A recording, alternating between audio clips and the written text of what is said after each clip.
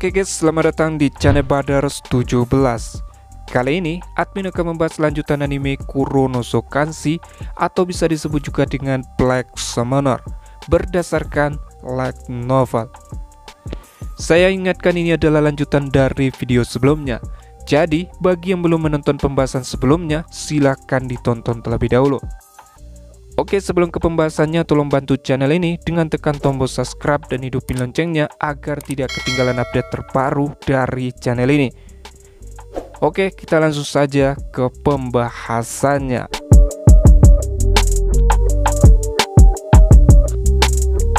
Di video sebelumnya berakhir setelah Sylvia dan kelompoknya muncul melalui gerbang teleportasi sesudah Colette memberikan izin. Dan Kelvin menyambut kedatangan mereka dan bahkan Sutola yang merupakan dulunya adalah teman mereka segera berlari untuk memeluk mereka. Kemudian kedua kelompok mereka menuju ke ruang tamu di istana, di mana Kelvin berbagi apa yang terjadi di Trisen setelah kelompok Sylvia pergi, dan Emma mengungkapkan apa yang dia dan Sylvia alami sebelumnya. Emma tidak menyebutkan nama Ellen, tapi dia memastikan bahwa dia dan Sylvia memang telah membuang posisi mereka sebagai jenderal di Trisen untuk menjadi petualang ketika pendiri panti asuhan yang telah menjadi figur ibu bagi mereka tiba-tiba memutuskan kontak. Berikut ini adalah pesan terakhir yang dia kirim.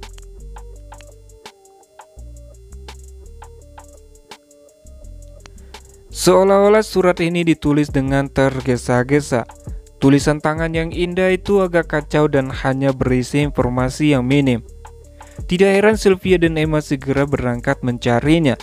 Menurut Emma, setelah mereka menjadi petualang, mereka menghabiskan sebagian besar waktu mereka di benua barat.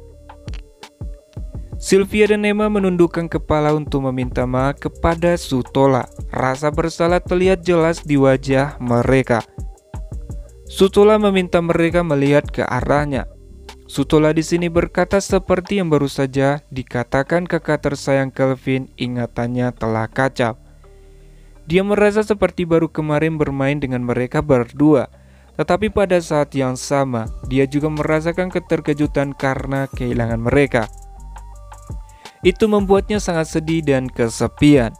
Namun, dia punya firasat dia akan mencoba menggunakan mereka berdua dengan cara yang mengerikan yang seharusnya tidak dilakukan oleh seorang teman baik. Jadi, Sutola bertanya apakah mereka mau berteman dengannya lagi. Sutola mengulurkan kedua tangannya saat dia mendongak memohon dengan tetesan besar air mata mengalir di mata birunya. Bagi Sylvia dan Emma itu adalah pertanyaan yang harus mereka tanyakan pada Sutola. Dan tentu saja mereka akan melakukannya dan kembali mengutip pertanyaan Sutola. Sylvia dan Emma masing-masing mengambil salah satu tangan Sutola dengan lembut dan memeluknya ke dada mereka. Sutola tersentak ketika mereka pertama kali menyentuhnya, tetapi kemudian bendungan di matanya berhenti. Dengan senyum cerah dia berkata, "Tentu," dan melompat ke seberang meja untuk memeluk dua gadis lainnya. Sementara Colette yang menyaksikan mereka dari sudut juga ikut meneteskan air mata.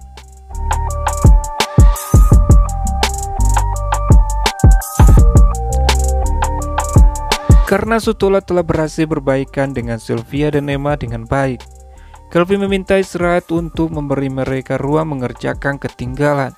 Kehangatan menyaksikan reuni mereka masih ada di dadanya.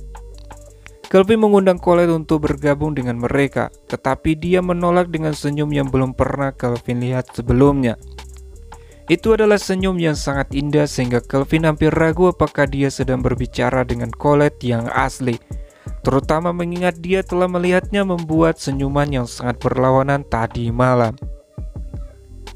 Colette berkata jika Kelvin memerintahkannya, dia akan dengan senang hati menerobos masuk.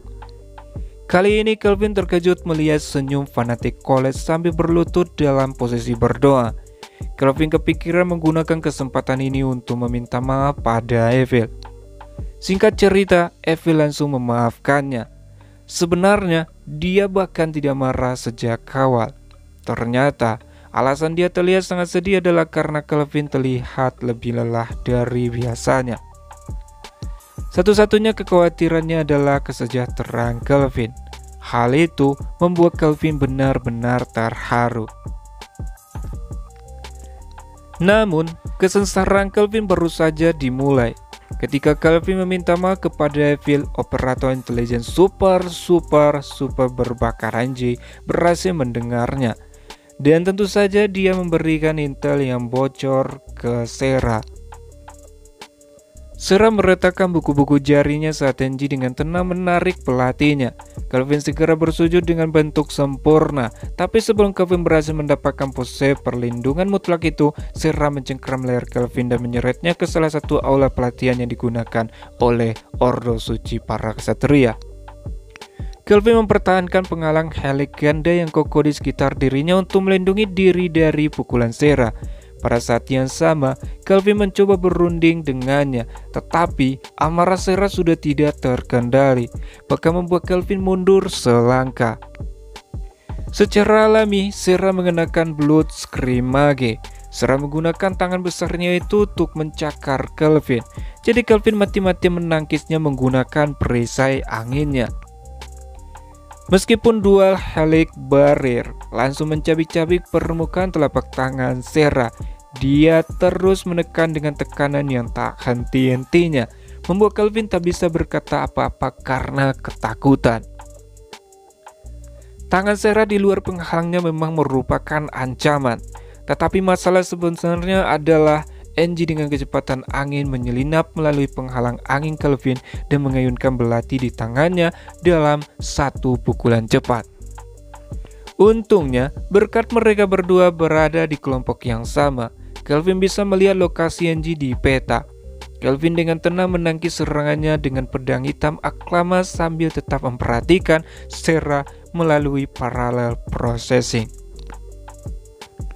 Angie bertanya bagaimana Kelvin bisa meletakkan tangannya pada orang lain bahkan sebelum dia kekasihnya. Kelvin mencoba membalas ucapan Angie kalau dia salah paham. Memahami bahwa waktu tidak berpihak padanya, Kelvin membuat tanah di dalam penghalang meledak, menyebabkan tangan Sarah melayang dan kehilangan kontak dengan Helix Barrier selama sepersekian detik. Kelvin menggunakan kesempatan kecil itu untuk mundur dengan kecepatan tinggi. Di kejauhan, Kelvin mendengar pembicaraan Melvina dan Rion, di mana Rion meminta Melvina untuk menghentikan mereka. Namun Melvina merasa tidak enak untuk mengganggu setelah melihat betapa menyenangkannya dia. Kelvin mendengar percakapan Melvina dan Rion dari jauh. Kelvin mengulurkan tangan untuk menyentuh kedua sisi mulutnya. Benar saja, mereka ditarik ke atas.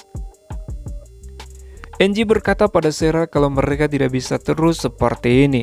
Tidak dihitung sebagai hukuman jika Kelvin menikmatinya. Ini lebih seperti hadiah untuknya.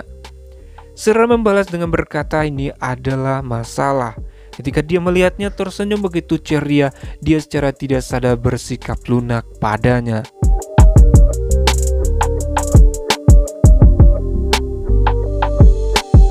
10 menit kemudian, Sarah dan Angie berdiri tegak dengan senyum cerah di wajah mereka saat Kelvin berbaring di kaki mereka, benar-benar dipukuli hingga babak belur. 1 lawan 2 terlalu banyak untuk Kelvin tangani. Kelvin di sini mengira Sarah dan Angie melakukan ini karena mereka berdua marah padanya. Namun Sarah menjelaskan pada Kelvin kalau ia sebenarnya tidak marah. Ia melakukan ini karena ingin lebih dekat dengan Kelvin.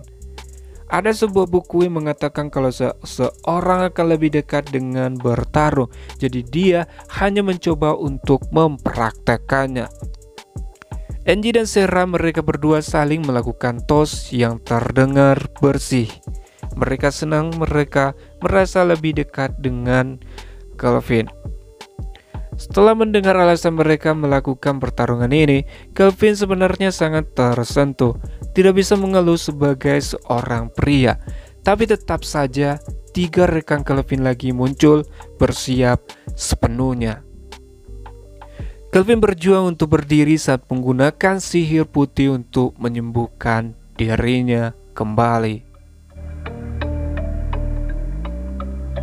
Setelah pertarungan back to back dengan semua orang, Kelvin kembali ke istana bersama Evil, Rion, dan Colette. Sisanya pergi untuk menyegarkan diri di kamar mandi atau kembali ke meja sarapan. Mempertimbangkan berapa lama waktu telah berlalu, Calvin pikir sudah waktunya bagi mereka untuk kembali ke tempat kelompok Sutola berada. Ketika kelompok Calvin mendekati kamar, mereka menemukan Nagua bersandar di dinding dekat pintu. Dan untuk beberapa alasan, dia meledek Calvin begitu dia melihatnya. Di sana ada juga Kokudori dan Gerard, di mana mereka sedang asik minum. Intinya, di sini Calvin dan mereka mengobrol, dan obrolan mereka tuh tentang Nagua. Ya, bisa dibilang Nagua ini orangnya blak-blakan. Jadi bagi Kokudori sangat seru jika menggodanya. Beberapa saat kemudian Toya muncul di sana dan menyapa Calvin dan Nagua dengan senyuman yang mungkin dapat menarik hati para wanita. Ya, walaupun Nagua di sini tampak tidak suka, bahkan ia merasa lebih jijik ke Toya dibanding Calvin.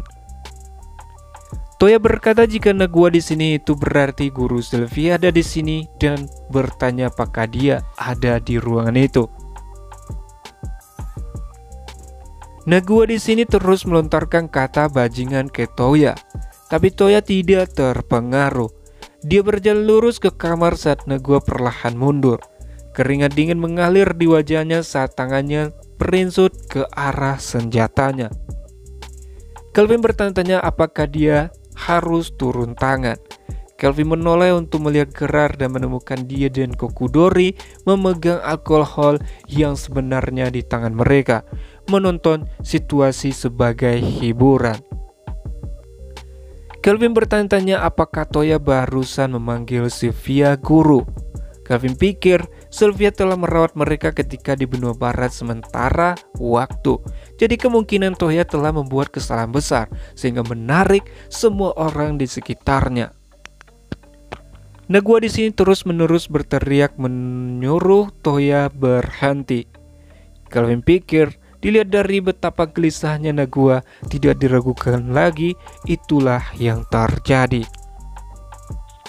Rion di sini menyarankan agar Calvin membantu Nagua. Bahkan Neville juga setuju dan merasa kasihan padanya.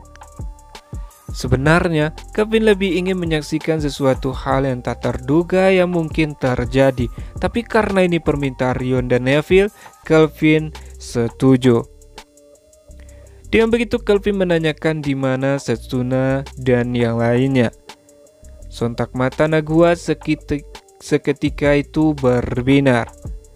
Toya membalas dengan berkata kalau mereka bertiga pergi ke pusat kota untuk berbelanja. Mereka bertemu dengan seorang teman elf yang sudah lama tidak mereka temui dan mengatakan bahwa mereka menginginkan hari khusus perempuan. Toya bertanya-tanya apakah teman elf itu Ariel. Toya kecewa karena tidak diberitahu. Calvin memberitahu Toya kalau dia yakin semua akan berkumpul nanti. Toya bisa menyapanya saat itu, dan Sylvia dan Emma berada di tengah-tengah sesuatu saat ini. Jadi Calvin menyarankan agar Toya bersabar dan tunggu dia keluar. Atas saran dari Calvin, Toya akhirnya menerima. Setidaknya Angel Absolute Toya tidak akan aktif saat Calvin ada. Dan dari yang Calvin ingat, status keberuntungan Sylvia juga cukup tinggi. Hal yang tampaknya sangat dikhawatirkan Nagua seharusnya tidak terjadi semudah itu. Tapi, Colette mencondongkan tubuh ke telinga Calvin.